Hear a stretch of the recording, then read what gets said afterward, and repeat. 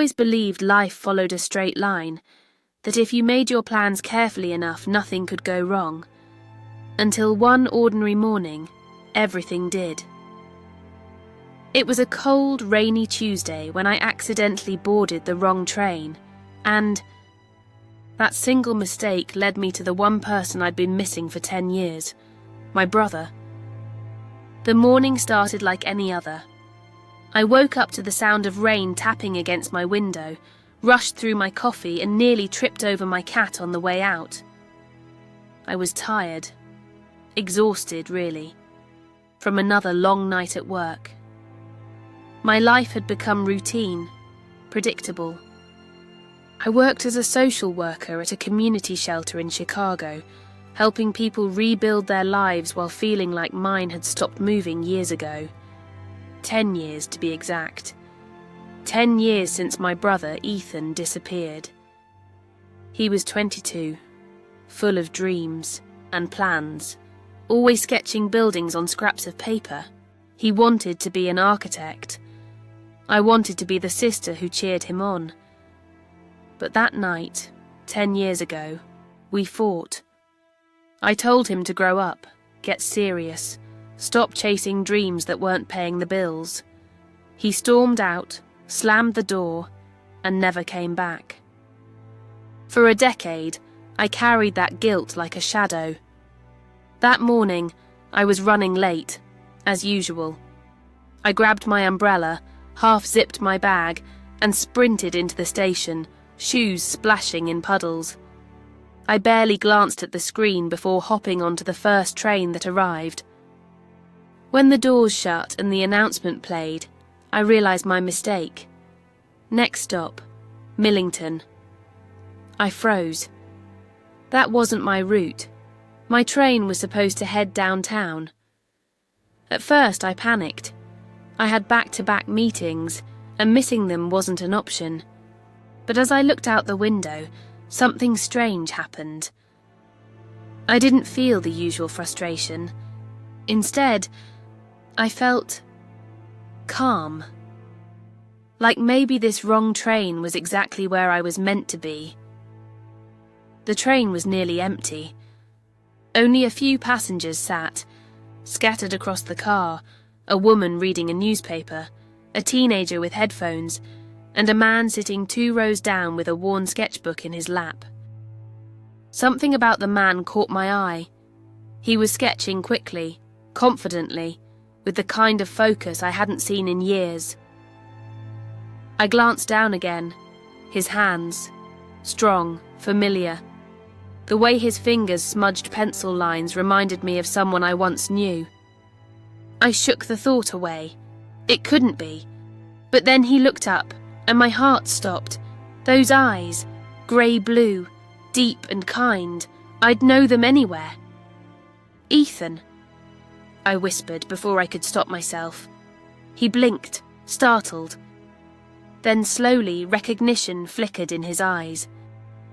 "Lena?" It felt like time collapsed around us. 10 years of silence, pain and regret, gone in one heartbeat. We stared at each other, words trapped behind tears. I finally managed to speak. I thought you were gone." He set the sketchbook down and gave a small, weary smile. I was, for a long time. We sat in stunned silence as the train rattled on. Outside, rain streaked the glass like time itself was melting away. He looked older, thinner, but still, the same Ethan I'd lost, gentle, quiet, always thinking before speaking. "Where did you go?" I finally asked. He hesitated, eyes fixed on the floor. "After our fight, I couldn't stay. I was angry, but mostly at myself. I thought if I left, I'd figure things out. But I didn't. I drifted. Different cities, odd jobs. I ended up homeless for a while. My heart ached. I tried to come back," he continued, "but I didn't think you'd want to see me." I shook my head, tears spilling over. "Ethan, I've looked for you every single day, every face in every crowd. I thought maybe—" He reached over and held my hand. "You never gave up on me, did you?" "I couldn't," I whispered. "You're my brother." He handed me his sketchbook. Inside were pages filled with buildings, bridges, houses, cities, but in between them were portraits of me. Different years, different ages from memory, my laugh, my sadness, even the small birthmark on my cheek.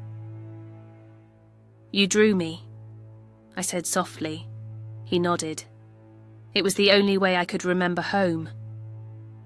That's when I broke. Right there on that train, surrounded by strangers, I sobbed into his shoulder.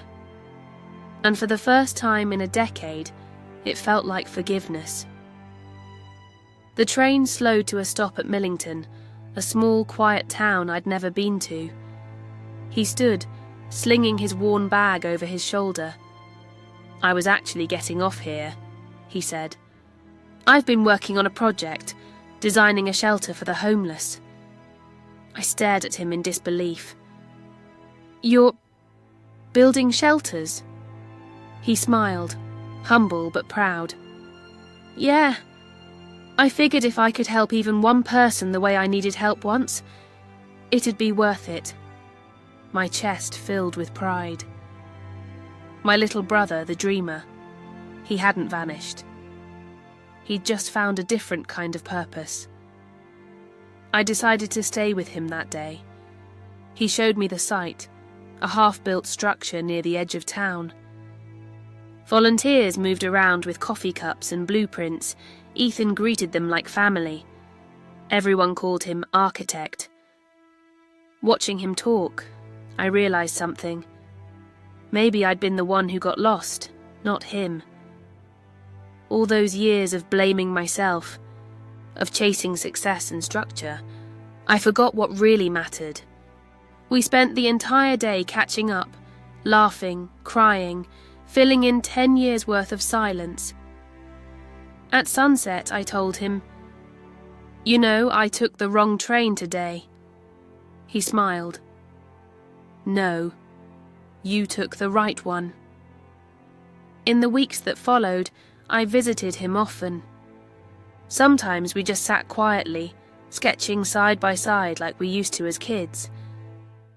He told me about the people he'd met, the homeless artist who taught him patience, the priest who gave him shelter, the woman who reminded him to believe in second chances. Every story he told was a piece of the man he'd become, wiser, stronger, gentler. One evening, as we walked along the empty station platform, he said, "Funny, isn't it? You spend years searching for something, and life hands it back when you least expect it." I nodded. Sometimes the universe has better timing than we do. Months later, I stood beside Ethan as the mayor cut the ribbon for his new shelter, the Haven Project. Reporters asked him about the name. He smiled and said, "Because everyone deserves a place to come back to, no matter how long they've been gone." I couldn't stop crying, not because I was sad, but because I finally understood that some mistakes aren't accidents.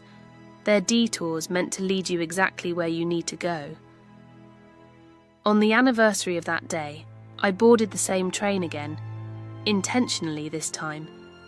I sat by the window holding the sketchbook he gave me, filled with both our drawings now. When the train reached Millington, Ethan was waiting at the platform, waving like he used to when we were kids. And for once, I didn't feel late. I felt right on time. Sometimes life takes you off course, not to punish you, but to redirect you. The wrong turn, the missed stop, the unexpected delay. They're all part of a greater plan you can't see yet. I took the wrong train, and it brought me home.